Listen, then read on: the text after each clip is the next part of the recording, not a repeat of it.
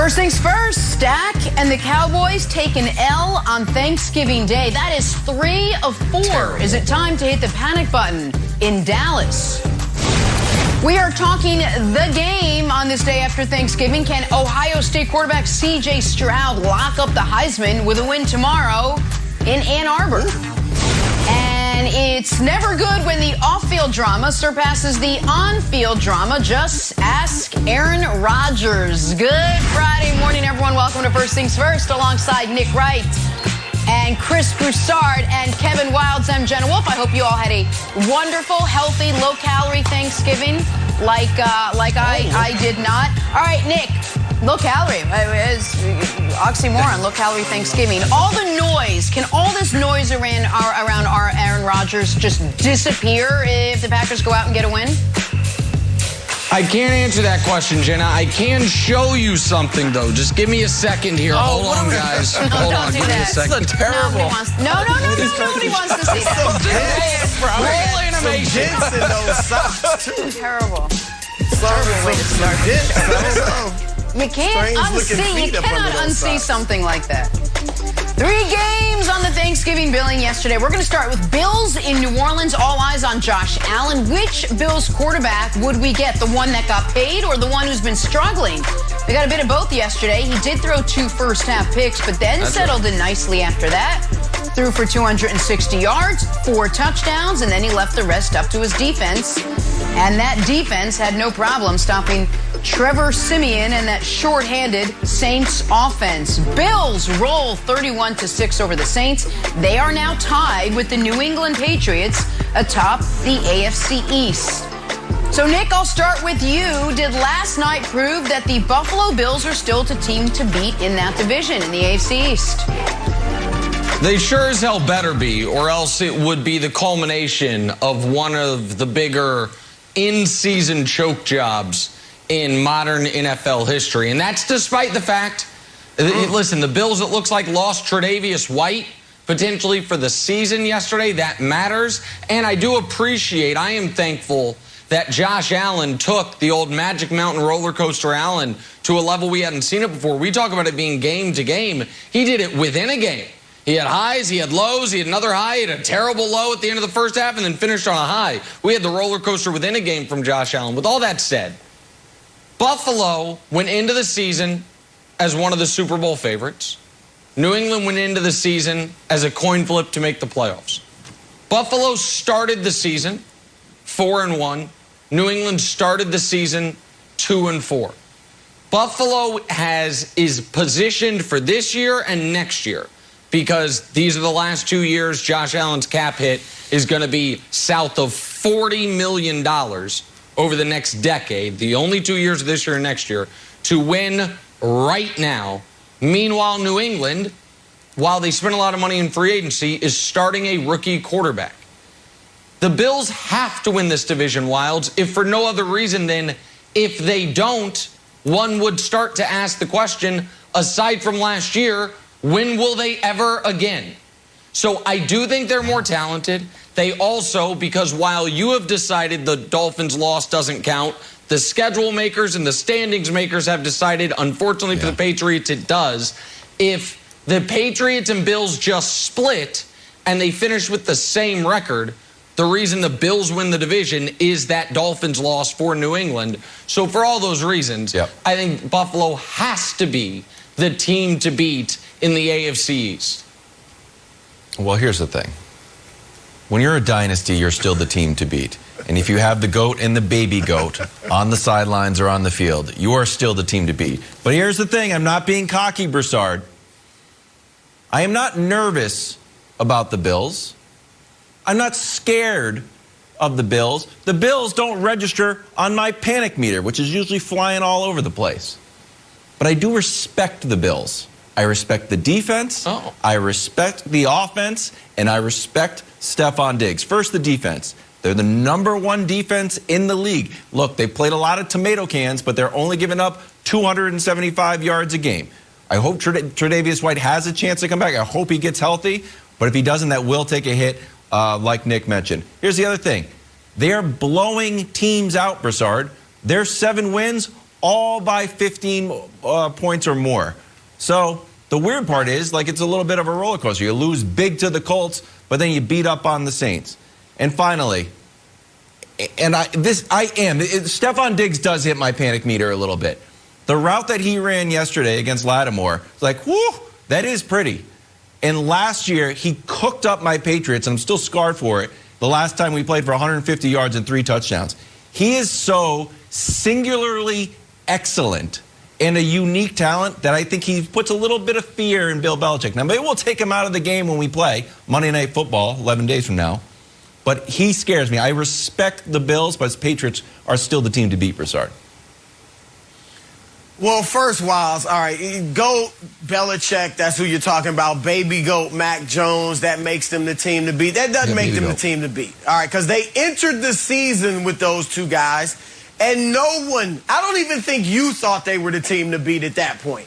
I had them making the playoffs as a wild card. I believe you had them making it as a wild card, I believe. Correct. I don't think you had them winning the division, but so I don't think they entered the season as the team to beat. But the question was, did Buffalo prove they are still the team to beat in the AFC East? And no, Buffalo didn't prove a thing yesterday. All they proved is that they could beat up another, as you used the term, Wiles, tomato can. And everybody on this set mocked Broussard when I said months ago my Dark Horse MVP candidate was Jameis Winston. Well, look now. All right, is there anybody more valuable than Jameis Winston? The Saints were 5-2. I know it's a tangent, but they were 5-2 with Jameis at the helm. Now they can't do a thing. They're 0-4 without Jameis. So I'll take that little W and put it on the side of my table right here. But that's all an aside. But without Jameis, New Orleans horrible. Okay, and Buffalo, you are right, Wilds, in that they've pretty much stomped the bad teams, right? But that's really all they've beaten are bad teams. Outside of Kansas City, of their 7 victories, every single one of them outside of the Chiefs was against a team with a losing record. All right, so, and then when they play teams with winning records, they're 1-3. So they are dangerous because Josh Allen, Nick has done a great job of telling us about the roller coaster, which is Josh Allen. And when he's on a high, when he's at a peak, with Diggs and MC anti-vax, as Nick calls Cole Beasley, and all the weapons, they are tough to beat. But they have not really done it against anybody except for the Chiefs, who were struggling. And the defense, yes, is ranked #1. But, Nick, I'm a little questionable about the defense because, as I said, they haven't really played great teams. And when they did, Indianapolis puts up 41 on them. Tennessee puts up 34 on them. Okay? So I'm not even sure about the defense. Gun to my head, I believe more in Belichick than McDermott, although McDermott's a good coach. I believe more in the Patriots defense, which has proven more to me this year than Buffalo's has thus far. Yes, Josh Allen is better than Mac Jones, but I like New England's ball control, offense, more conservative approach than what Buffalo does. So gun to my head, I would probably go with the Patriots right now. So no, the Bills haven't proven anything. Wow. So we'll find out in the next few weeks. But gun to my head, yeah, and you mentioned the Bills defense. I know folks would be like, well, they held Kansas City to 20. Do keep in mind in that game, that was a game the Chiefs turned the ball over 4 times as far as moving the ball. And that's not me making excuses for the Chiefs. I'm just trying to amplify Broussard's point. The Chiefs moved the ball very well on Buffalo. They just kept turning the ball over. A few things here. One is, Broussard, I will move the capital I had invested in mocking your Jameis Winston MVP pick and invested all in mocking your New Orleans Saints to the playoffs pick. Is that okay? Because they're 5-6 and they're cooked. So I will now. No, injuries happen, buddy. Injuries happen. We've gotten a whole lot of run on this television show for Nick Wright picking the Cowboys to go to the Super Bowl last year. Their quarterback got his leg snapped like a little autumn twig. Nobody gave me any dispensation. Next man up, buddy. Next man up. So that's first point. Second point is, Wilds, we indulged you for the better part of a year calling Julian Edelman future Hall of Famer Julian Edelman. It was said with a little wink and a smile, and we had a meeting without you, and we decided it doesn't totally undermine the credibility of the show. You calling Mac Jones the baby goat or the future goat really, really has to stop. It's embarrassing. Why, baby? It's misleading. No. Like, it's bad. It's bad. We can talk about this more after the show, but it's bad. Here is the thing for New England versus Buffalo that I am most interested in. I think everyone would agree New England Buffalo, pardon me, has more talent. That if you took all 106 guys from the two rosters and had a draft, Buffalo is going to have, of the first 20 guys taken, Buffalo's probably going to have 13 or 14 of them. However, Buffalo, as demonstrated last night by the fact that the guy who had been their go-to running back, Zach Moss, was a healthy scratch because they haven't been able to get anything going running the ball, and because of Josh Allen's inconsistency, they're a somewhat easy team to game plan for. While it is, can we take away Stephon Diggs? Why have they not been the high-flying 13-3 team they were last year, and this year instead good but not great? Well, last year the Allen to Diggs combo might have been the best combo in the entire sport. This year it's been good but not great. I am interested to see, very interested to see, what Belichick does, because I think he will dare Buffalo to run. I think he will do what he has done for years and years, which is take away a team's number one option and see what your counter pitch is. The problem for the Patriots is, realistically, in order to win this division, they have to sweep Buffalo. Going 1-1 against Buffalo is not going to be good enough because of that, and because even as, you know, as skeptical of the Bills and Josh Allen as I've been, I can't see a scenario where they go from, they were minus 2,000 to win the division 6 weeks ago. To go from that to not winning the division seems incomprehensible to me, absent suffering a devastating injury, which they haven't. I know the Trey White injury is big, but absent losing your quarterback. So I still think the Bills are the team to beat, but I don't think either of these teams scares the best teams in the AFC, Jenna. We're going to know soon enough. 2 meetings in the next 4 weeks for the Bills and the Patriots. Balance of power up for grabs in the AFC East. We head to the AFC North. Baker versus Lamar on Sunday. I'm looking forward to this one. Do the Browns have it in them to pull off the upset in Baltimore? First things first. All right, time now for upset alert on this day after Thanksgiving. For example, my diet. Other examples, Browns-Ravens. Baker and Lamar face off Sunday for the first of 2 matchups in the next 3 weeks. Baker needs a big win, but the Ravens have been getting them. Lamar's won the last 3 matchups against Baker Mayfield. Right now, Baltimore slight favorites to win on Sunday night. But Chris Broussard, which team should be on upset alert in Week 12? The Cincinnati Bengals, Jenna. They play Pittsburgh, and not that I'm so high on the Steelers. I mean, it was just a couple weeks ago that they tied the winless Detroit Lions. So it's not so much about the Steelers as it is about the Bengals. They might be the most inconsistent team in the league. We have no idea from week to week which Browns team is going to, or which Bengals team is going to show up. All right, is it the one that blew out Baltimore, or is it the one that was blown out by the Browns? Is it the one that played Green Bay very close and could have won that game? Or is it the one that lost to the New York Jets? So Cincinnati, I don't believe in them fully because they are so inconsistent. Pittsburgh, obviously more steady, and they always are in the playoff hunt. They may not make it, but they're in the hunt, and they really need this win to stay in the hunt because their schedule upcoming is tough. Now, TJ Watt, questionable, so if he's out, obviously that's a blow. But they do get Mika Fitzpatrick back off the COVID list. So I think Pittsburgh might shock some people and come out of here with a W in that tough AFC North rivalry.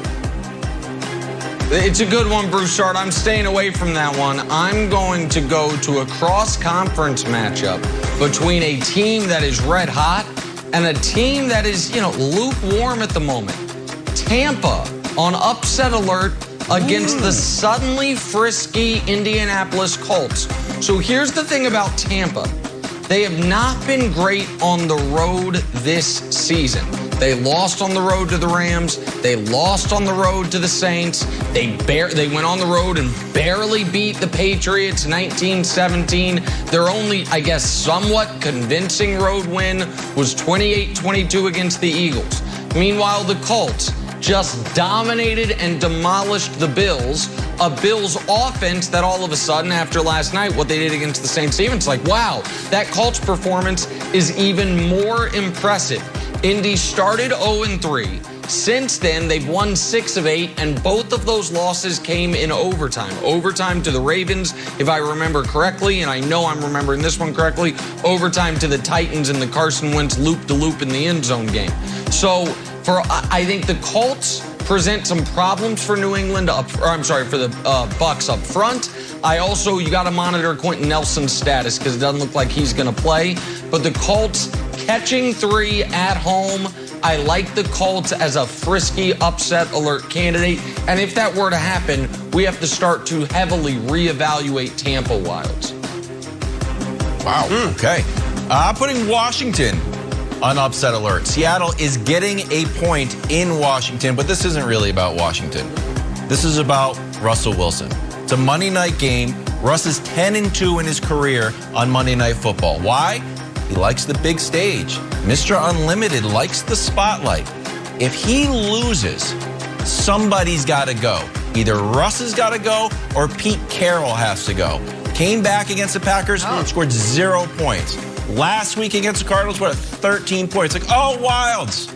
He's still getting into the flow of things. If you don't show up against Washington, something has to change. Because you know why? Cam Newton literally went to his closet and pulled out his old Panthers jersey, and he accounted for 3 touchdowns against Washington. If you've been with that team for a decade, and if you can't get it done, Cam had 2 throwing touchdowns and 1 rushing touchdown. If you do less than Cam, then something is fundamentally broken in Seattle. So I'm putting Washington on upset alert because I think things are so desperate for the Seahawks. And we're about to be at the end of an era if they lose this game.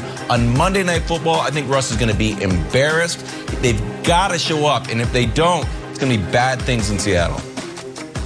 Sorry, Wilds, I like all the Seahawks commentary, but I must say what the audience is thinking. Broussard, you see what's happened here. What happened? Not that long ago, Kevin Wilds was the prognosticator of prognosticator. He was picking wins for the Jags. Yeah. He had this game right. He had that game right. He was on a hot streak on upset alert. Now, after a couple upset alert game losing streak, his big upset is a 1-point favorite quarterbacked by Taylor Heineke. Wilds is going with the lowest possible hanging fruit. Here's my shocking upset.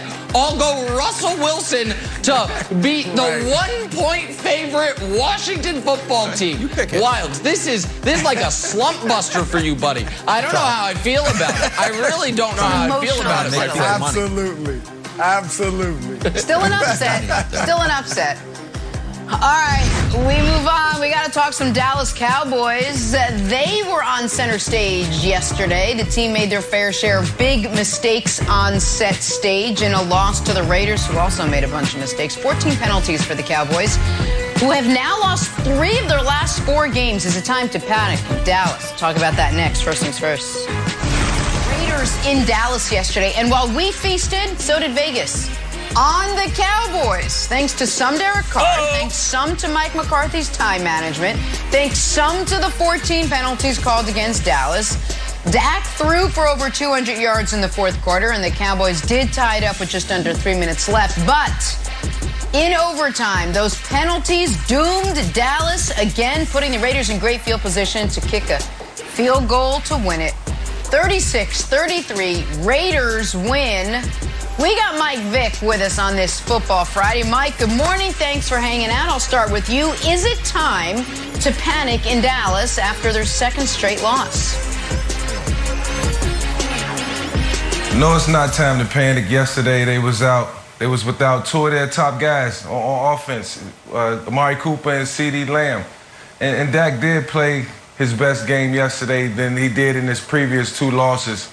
So I think they have a chance to bounce back in that fashion. And, you know, when you look at a team like the Tampa Bay Buccaneers last year, who was sitting at 7-5, and then went on a run, you know, late in the season, you know, it is time for the Dallas Cowboys. Now, I do say this, they do have to find a couple games. They do have to win a couple games over the next couple weeks in order to get on that win streak and feel good going into the playoffs. But they're still in the NFC East. It's not the strongest division. So, you know, while they got to get healthy, get some guys back into the lineup, you know, at the receiver position, I think more importantly, cut down on the penalties. They do have an opportunity to go on the win streak and peak at the right time. So, but it has to start next week. So, you know, they're in a position, but they can't lose any more games moving forward.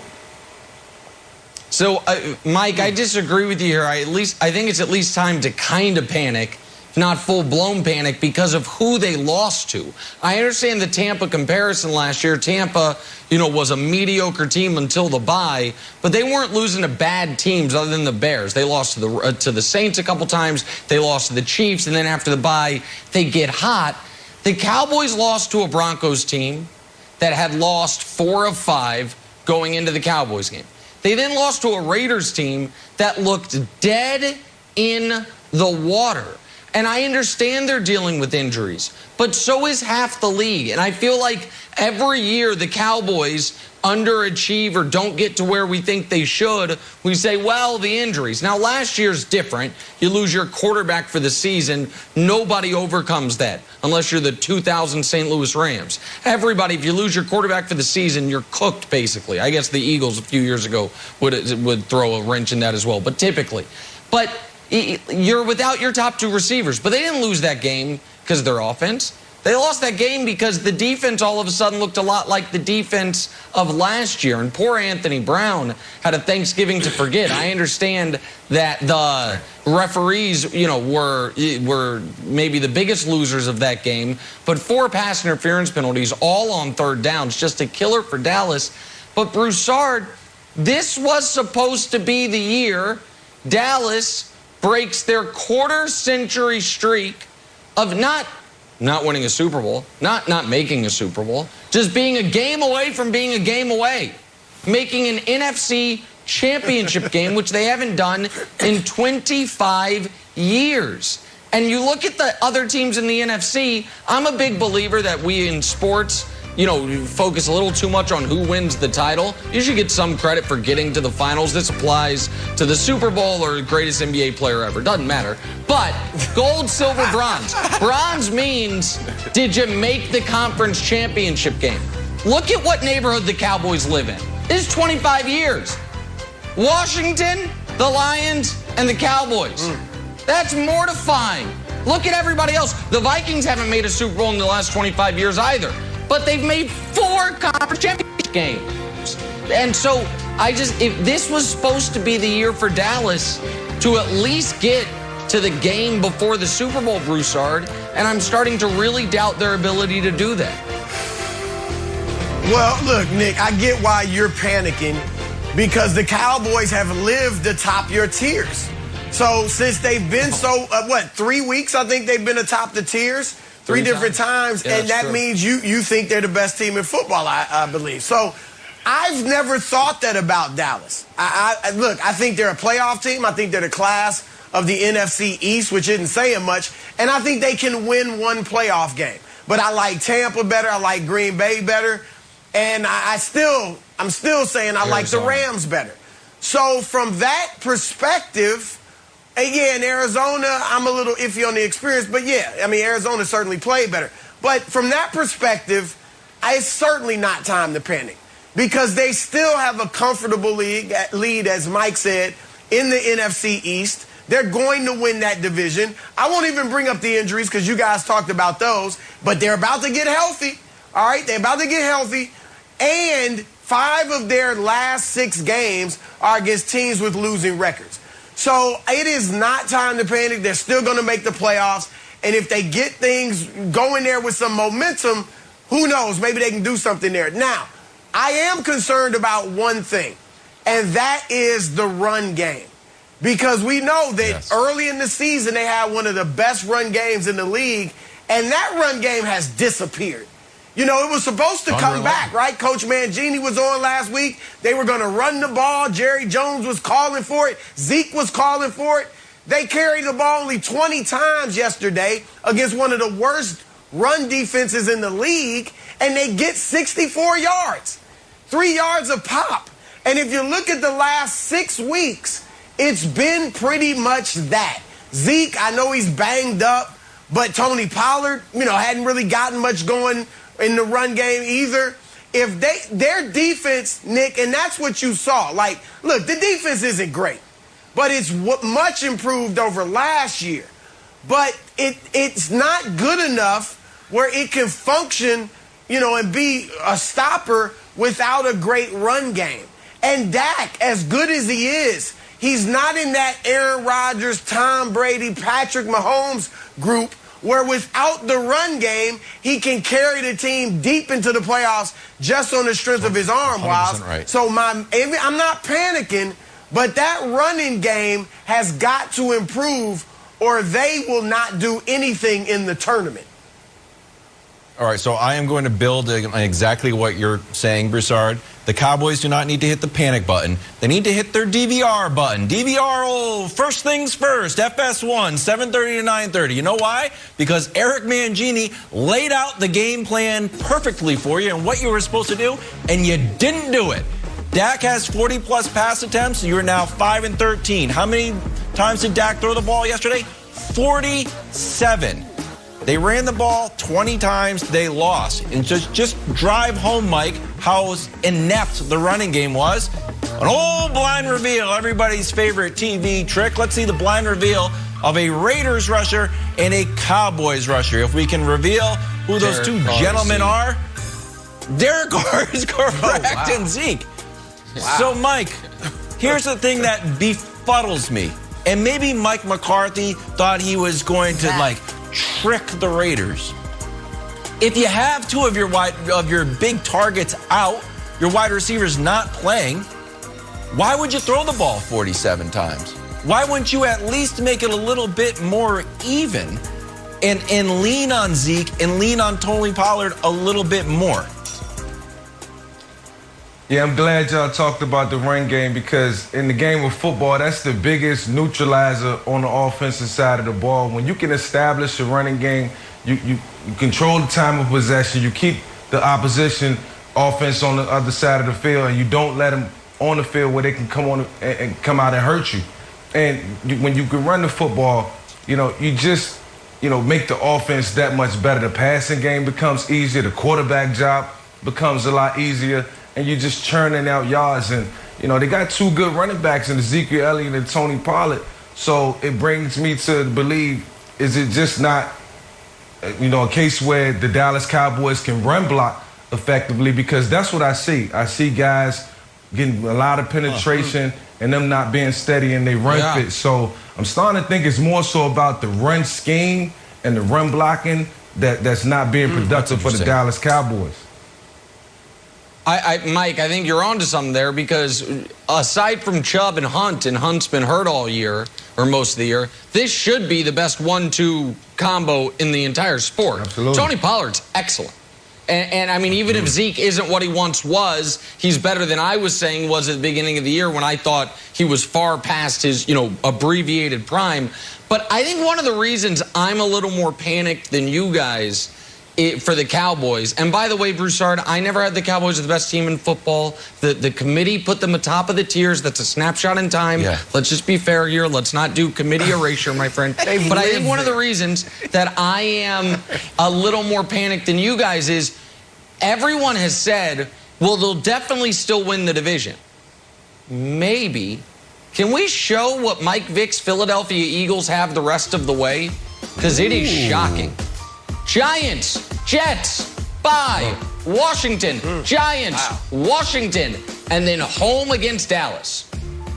It is not outrageous to say the Eagles could go into that game having won 7 in a row. And because of where Dallas is right now, Dallas has 4 losses, Philly has 6, and obviously Dallas beat them earlier this year. But then you get to play them. And so I just think I couldn't believe it when I looked at it this morning.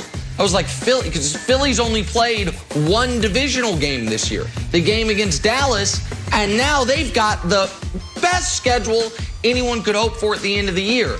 Now, even if Dallas, though, does win the division, one other point here. Broussard, you mentioned the NFC teams, and we've talked about this year. Green Bay, the Rams, the Cardinals, the Bucks, and the Cowboys. If the Cowboys win the division, but have the worst record of the division winners, then their first playoff game is either against the Cardinals or the Rams, whichever of those 2 teams doesn't win their division.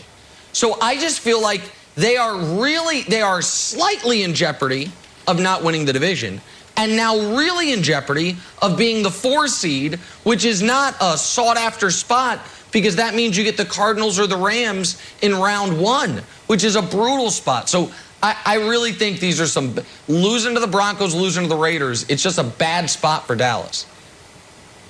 Well, Nick, you're on to something when you throw that schedule up. If we can get the schedule up again, that was an eye-opener. Now, I do think Washington is friskier than you think, so I think they could split that little series with Washington. Sure. But we all know how well the Eagles have been playing. But look at the losses. There's not a bad loss. Atlanta. No, they beat Atlanta. San Francisco, Dallas. Is that Tampa Bay, Kansas City, it's the Kansas Raiders, City. Yeah. the Chargers? And the Chargers. They may be playing. We know they've played well lately, but maybe all of a sudden the Eagles are playing well. Maybe they weren't that bad even to begin with, because those are tough teams that they've lost to. So that's not a bad point by you about their schedule and the Eagles. Maybe they got their quarterback chosen after all. Who knows? All right, we are back talking some Aaron Rodgers. We waited all morning before we got to Toegate. Then he silenced all the noise with a win Sunday against the Rams. First things first. Hey, let's talk game of the week. Rams-Packers. This is a good one.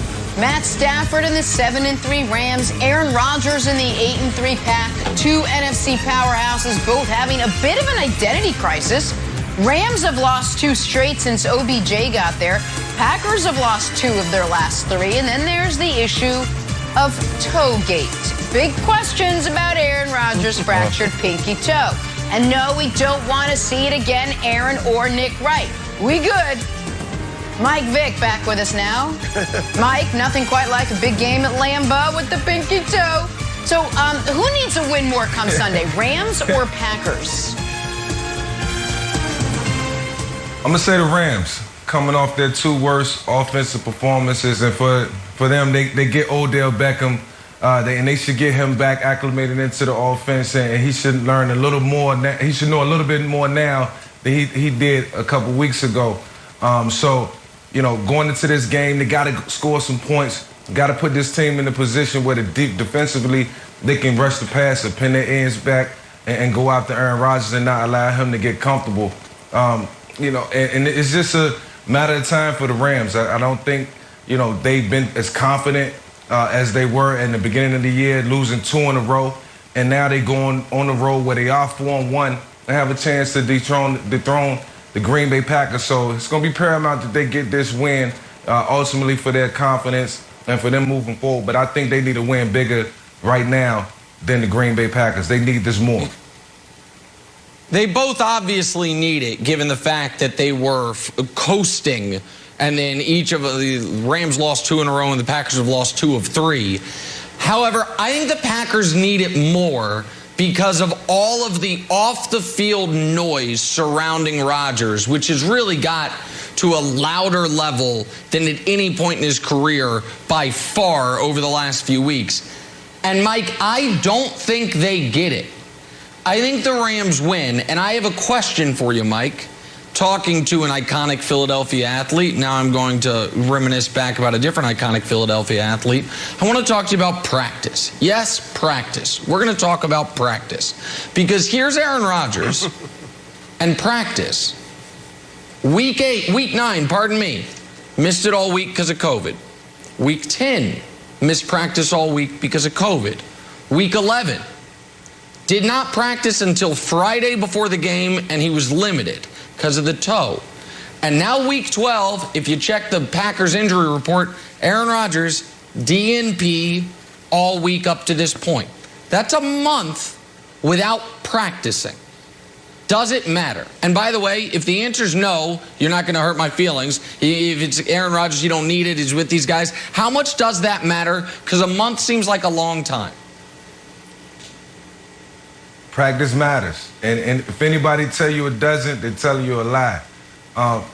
Rhythm is everything. And your rhythm comes through practice. Your confidence comes through practice. And you learn what you can get away with in practice and what you can't get away with.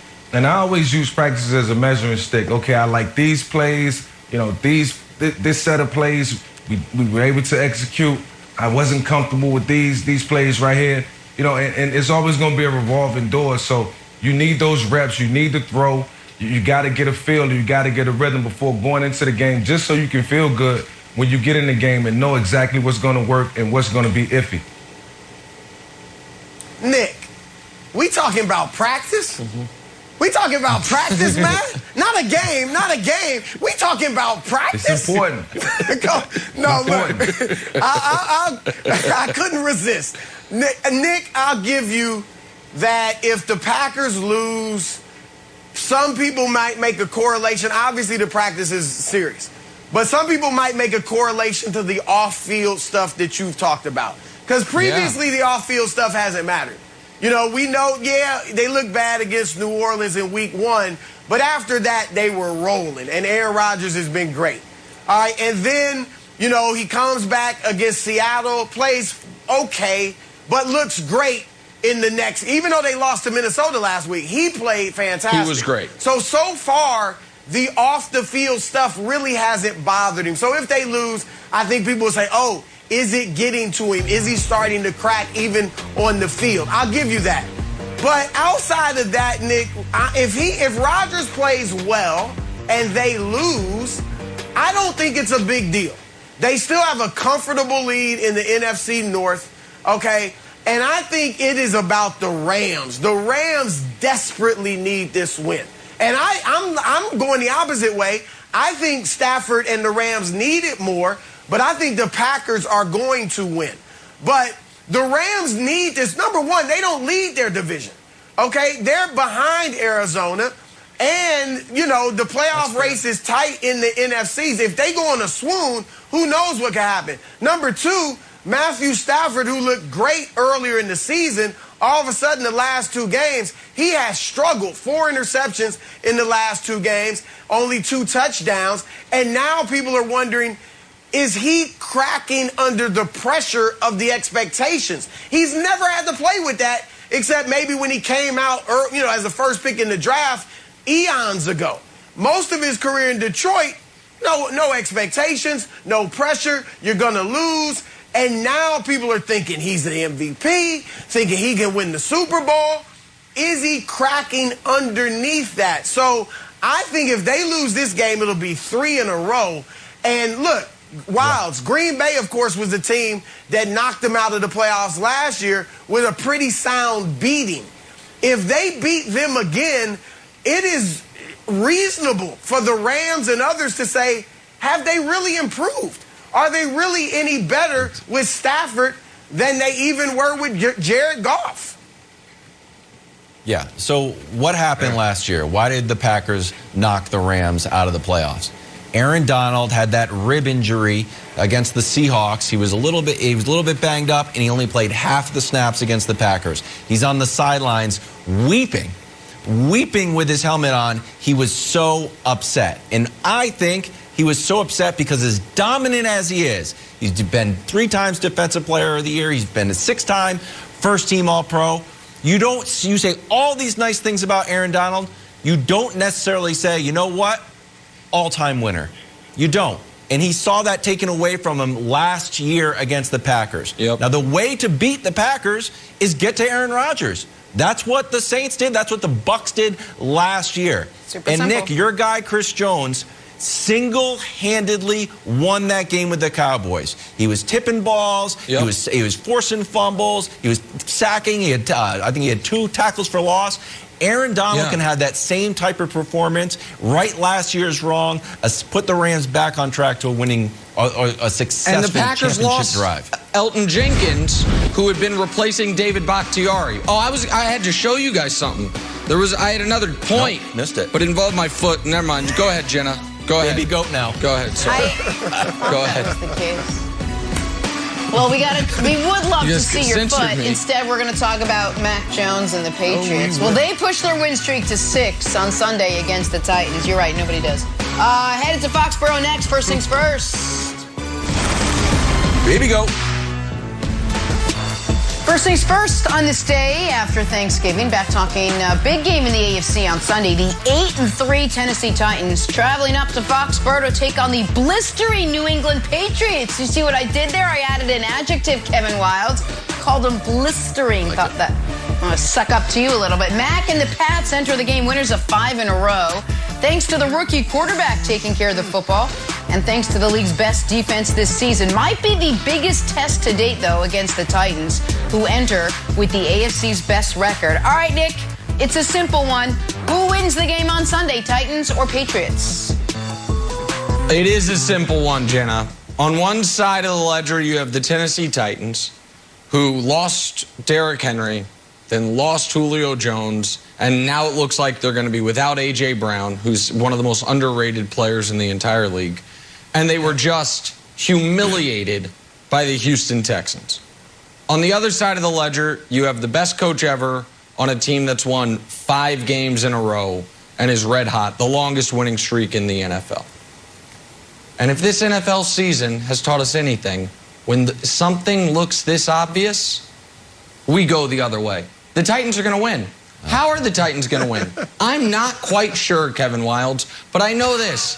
Mac Jones, due for a dud.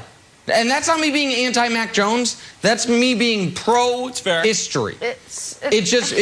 Mac Jones hasn't had a brutal game in over a month. Now, he hasn't had a great game aside from in a month either. They've won 5 in a row. He was excellent against the Jets. And then the 4 games since then, he's averaging a robust 190 yards passing per game over the last 4. But he just is. It's just the numbers. And so what I know is I have seen Mike Vrabel beat Bill Belichick in the playoffs. I know that. I know that I've seen Ryan Tannehill beat the Patriots a number of times, not just with the Titans. Do you guys remember the game that Gronk was like playing safety and the Dolphins won in a walk-off? That was a Dolphins-Patriots game a few years ago. That was a Ryan Tannehill special, 34-33 if I remember correctly. This just feels like the week that the Patriots hype reaches a crescendo, the Titans are at their low point of the season, and we do the old switcheroo. So I think the Titans shock the world and go to Foxborough and win this week, and we cool down some of the Mac Jones Patriots hype a bit. That's what I think happens. Oh, okay. Well, there's a big difference between what you want to happen and what is going to happen, because no way is the baby goat going to have a bad game. Here's why. Here's why. You want to take a shot at the baby goat and the real goat. But here's why baby goat is going to have a fine game. I'll pull a page out of the Nick Wright playbook. What is he? What do we always hear? High floor, low ceiling. High floor, low ceiling. High floor. Baby goat can't have a bad game. Worst case scenario, we throw out to the flat. We just take what they give us. Baby goat is never going to have a bad game, but that's not my main point. But baby goat will be fine. Listen to America. Broussard, never have a here's bad the thing. game. He's not going to have an awful game where he's slinging it around like Zach Wilson. No, of course. He's not. No, he'll Josh be the McDaniels one. not You're going to right. let him. You're right. The Patriots aren't overhyped. Okay, You're right. He'll never have a bad game. Okay, You're well, right. they don't call him baby goat. It's a good point. Go ahead. Okay, maybe people are just out here calling him baby goat for no reason at all. I don't know. His name's baby goat, so don't take my word for it. Okay? People are calling him the baby goat. Here's the thing, Broussard. There was a play, and we talked about this before, when Jacoby Myers caught his first catch, and first touchdown, and all of the Patriots went and they celebrated, and it was a real team moment. It was a beautiful moment, and it showed continuity and chemistry and that little je ne sais quoi that makes a team special. The Titans don't have that, and it's not their fault, but they are actually the exact opposite. And it's not just Derrick Henry, and it's not just Julio Jones. They have been cycling through the most players in NFL history. They have 82 players have put on Titans uniforms this year. The record is 84. So the Titans are still just in the team shop switching uniforms out. Oh, Adrian Peterson, grand opening, grand closing. You're back out.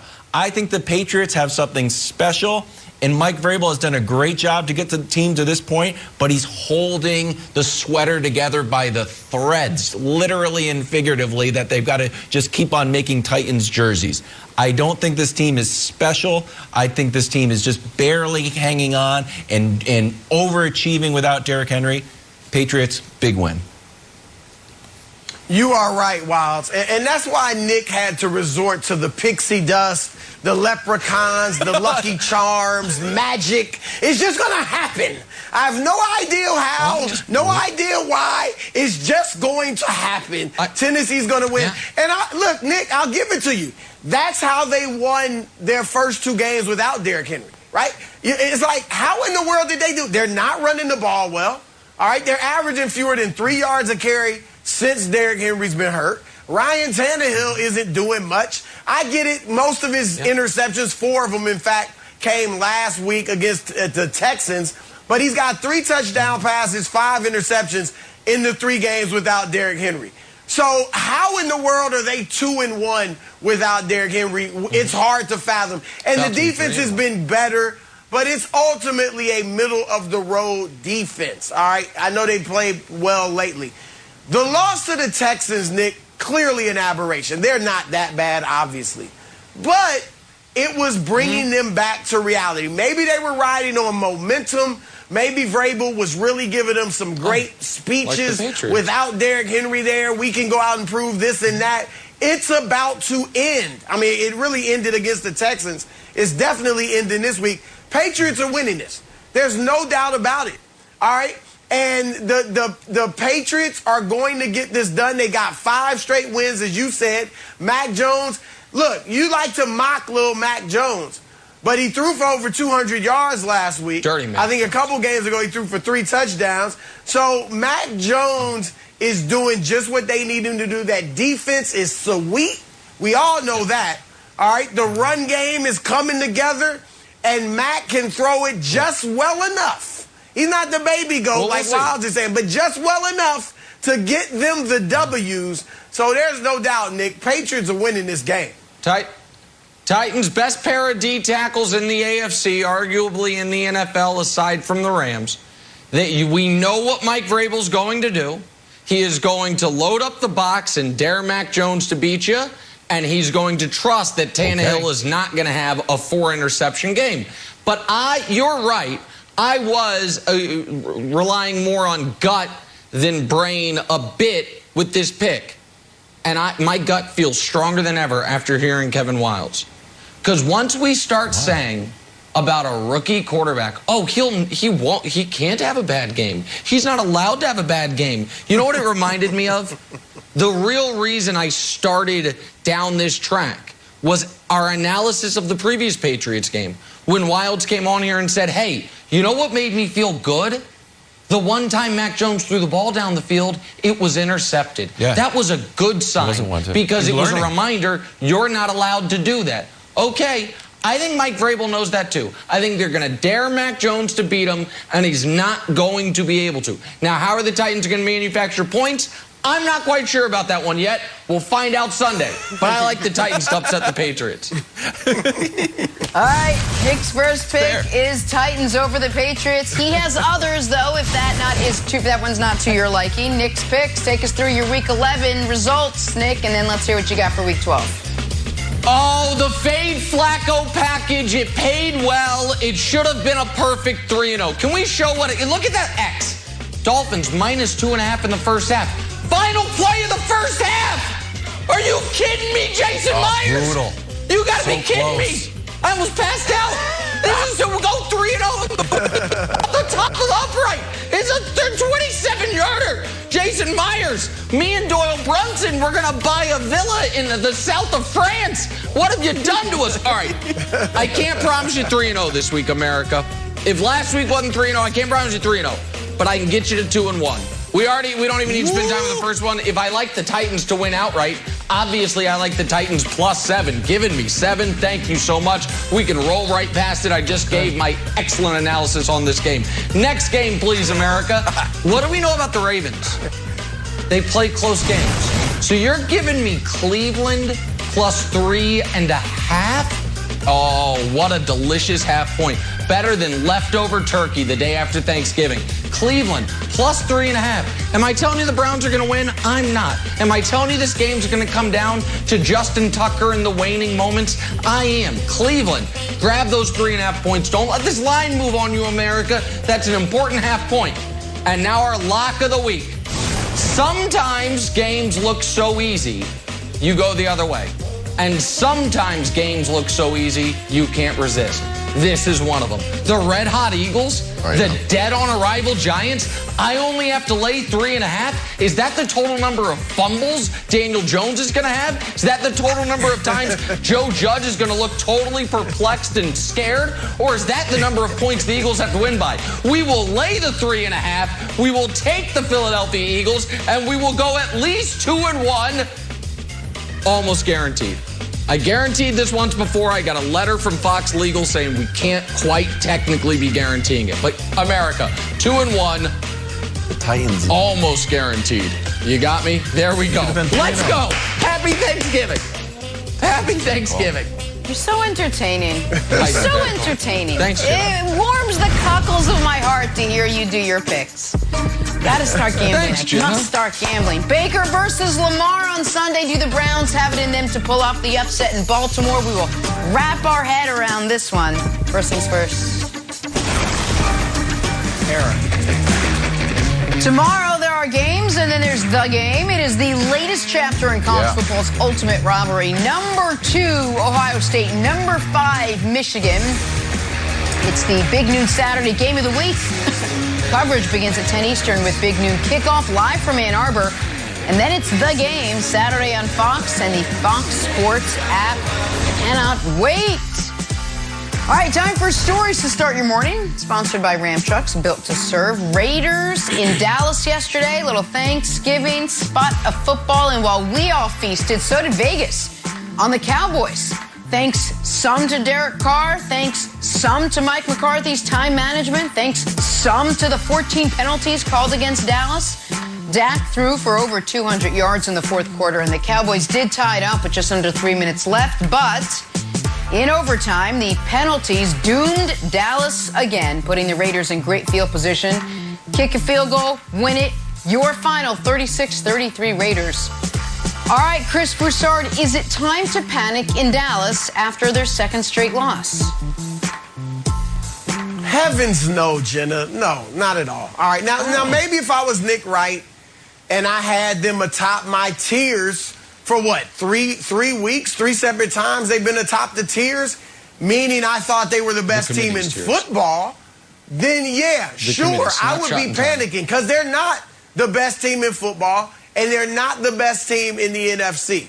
All right? And I understood that going into the season. I think they're the class of the NFC East. I think they'll make the playoffs, and maybe they'll win one playoff game. But Tampa Bay's better, Green Bay's better, and I'm still holding out that the Rams are better. We'll see what Arizona, they're young. We'll see what they can really do in the tournament. But when you, from that perspective of this is what the Cowboys are, realistic expectations, no, it is not time to panic, all right? They still have a comfortable, 2-game lead in the NFC East, which we know how weak that division is. 5 of their final 6 opponents have losing records, so the schedule is light, and they have not been healthy, and I get it. That's an excuse that a lot of teams could make, but it also at times is an explanation. All right, and missing Amari Cooper, who'll be back next week. Missing CeeDee Lamb, who'll be back next week. Missing DeMarcus Lawrence since the first game of the season, who'll be back next week. And Randy Gregory will be back in a couple of weeks. That is going to help immensely. So I am not panicking, Wilds. The one thing I'm concerned about with the Cowboys, and their fans should look at this. What happened to the run game? This team was close, knocking on the door of being elite, knocking on the door of being a real Super Bowl contender because of the run game. And it has abandoned them. And they've abandoned it, and I don't understand why. They're not running the ball a lot, but even when they run it, they're not effective. Yesterday, the Raiders have one of the worst run defenses in the league. And the Cowboys were able to gain like 64 yards on 20 carries. Okay? Ezekiel Elliott last 6 weeks, not much. Tony Pollard last 6 weeks running the ball, not kick returns. Great one yesterday. Not much. All right, they got to get the run game together because the defense, while much improved, is not good enough to stand on its own without a run game that eats up clock and keeps it off the field. And Dak, while very good, is not Tom Brady, Aaron Rodgers, Patrick Mahomes, where he can carry them deep into the playoffs without a strong run game. So that's my one concern, Wiles, but I'm not hitting the panic button if I'm a Cowboys fan. Well, I would hit the panic button, and if I was the Cowboys, I would hit the DVR button. You can DVR First Things First on every morning at 7:30 and 9:30 on Fox Sports 1. And if you DVR'd First Things First, you would see this graphic that we showed yesterday that you ignored. When Dak has 40 or more pass attempts, you were 5-12. Well, now you're 5-13 because Dak threw the ball 47 times. And Nick, we'll talk about the commitment or lack thereof to the run. Here's the blind reveal. One person plays for the Raiders, one person plays for the Cowboys. Look at wow, there's similar running backs? Nope. The guy on the left had a 22-yard run. It was Derek Carr. The guy on the right is Ezekiel Elliott. Here's the thing, Nick. It's called commitment to the run. It's not called like run it sometimes, run it every once in a while, run it when we feel like it, run it when Dak gets bored. It's called you have to commit to the run. So if it doesn't go well at first, commit to it. I don't understand how you can look at that graphic and say, when Dak throws the ball 40 or more times, we've only won 5 games and lost 13, and then roll out a game plan where he throws the ball 47 times while you're missing 2 wide receivers. It's baffling to me. The Cowboys' decision-making is baffling, and that's why I'm hitting the panic button and the DVR button. Well, listen, I'm not a huge fan, and Coach Mangini knows this. That was one of his game plan things. I'm not a huge fan of you run it this many times, you win. You throw it this many times, you lose, because there's a lot of noise in that signal about, when you throw it more, when you're trailing already, you run it more. Given the fact that we know unequivocally, oh my God, I went Matrix for a moment. Given the fact that we know unequivocally that the Cowboys are right now without their top wide receivers, the Raiders are a bad run defense, and they were never out of reach yesterday. It was surprising to me that they didn't run the ball more. But I believe the Cowboys fans should absolutely unequivocally panic, because it matters who you lose to. The Broncos have lost 4 out of 5 games, and they were up 30-0 on you. The Raiders were dead in the water, having lost 3 in a row, including to the Giants. And they just scored 30-plus and beat you in your building on Thanksgiving. And I understand we have taken as just a given the Cowboys are going to win the division. Maybe. Show me Philly's schedule, and let's find the loss. Giants, nope. Jets, nope. Bye week, nope. Washington, Giants, Washington, maybe 1 loss. Maybe. Before they are home against Dallas in a game that I believe will be for the division on Sunday Night Football, undoubtedly. Right now it says it's on Fox. If that game's for the division, that'll get flexed to the final game of the regular season. Okay, but let's say Philly falters, that Philly, that they stumble a bit. and Dallas does win the division. Right now, what Broussard said, yeah, they can win the division and maybe win a playoff game. First of all, if you're the worst record division winner, the 4 seed, you're going to end up playing either the Rams or the Cardinals. And even in Dallas, I wouldn't love their chances in that spot given how they're playing. But do you know what you call, Broussard, a Cowboys team that makes the playoffs and wins 1 game but not 2? Every decent Cowboys team of the last quarter century, which puts them in a group with Detroit and Washington. Show me the NFC, please, over the last 25 years, because this is pathetic. There's no way around it. Now, I'm a big believer across, everyone loves the Olympics. We give out medals. Team sports, it's all winner, winner, winner, winner, winner. I believe simply making the final round of your team sport is a hell of an accomplishment. It should be celebrated more, whether it's football or in a greatest basketball player of all time debate, neither here nor there. So we're giving golds for Super Bowl championships. We're giving silvers for Super Bowl appearances. And we're giving bronzes for NFC championship game appearances. Look at the neighborhood the Cowboys live in. That's 25 years, Broussard. They've got Dak. They've got Lamb. They've got Cooper. They've got they've got maybe the defensive player of the year. Again this year? They can't make right now you're saying they can't make a conference championship game. To me, that warrants panic. It's been too long, Broussard. They started the year 7-1. And now we're like, maybe they win the division, they win and lose in the first round. That's terrible. Look at the teams. So that is embarrassing. And I knew this, but when you put it up like that, this is America's team. All right, this is a team that was a mainstay to go deep in the playoffs when I was a kid. I know that was a while ago, but that is embarrassing. But, Nick, let me throw this at you. So you entered the season. I get it when they went 7-1 and they're beating some good teams and you had them atop the tiers. But you entered the season thinking they would get to at least the NFC title game? My NFC title game pick before the year was Packers over Cowboys. Yeah. I thought I didn't believe in Stafford. I've been more skeptical of the Bucs than others, and to be fair, I didn't see the Cardinals coming at all. So yes, I thought it was Packers over Cowboys, and it wasn't a ridiculous pick, wild. The fact of the matter is, to me, Dallas, if they're not going to be great this year, one does start to wonder, when are they going to be great? They have a soft schedule that they showed you from week 1 they could compete with the Super Bowl champions on the road. And when you lose to the Broncos and Raiders, it screams poorly coached, and it screams another, to me, Wild's disappointing Cowboys season. Well, how much of this do you put on Kellen Moore? That Kellen Moore's game plan was to throw the ball all over the field, and I thought you made a smart take yesterday, where it's like Kellen Moore wants to kind of, be a star, be a head coach, be known around the league as, what? I'm a guy who sort of can figure it out. I'm an up-and-coming guy. Yeah. And like you said, handing the ball off to Zeke and Tony Pollard, as Broussard says, thunder and lightning, 30 times a game rather than 19, might not be the best resume builder. Yeah, but neither would be going out in round 1. Now, I'm happy to tell everyone, Jenna, Skip is about to have a meltdown. Can't wait. This is going to be great. Have a great weekend, everyone. The conversation continues right now on Undisputed.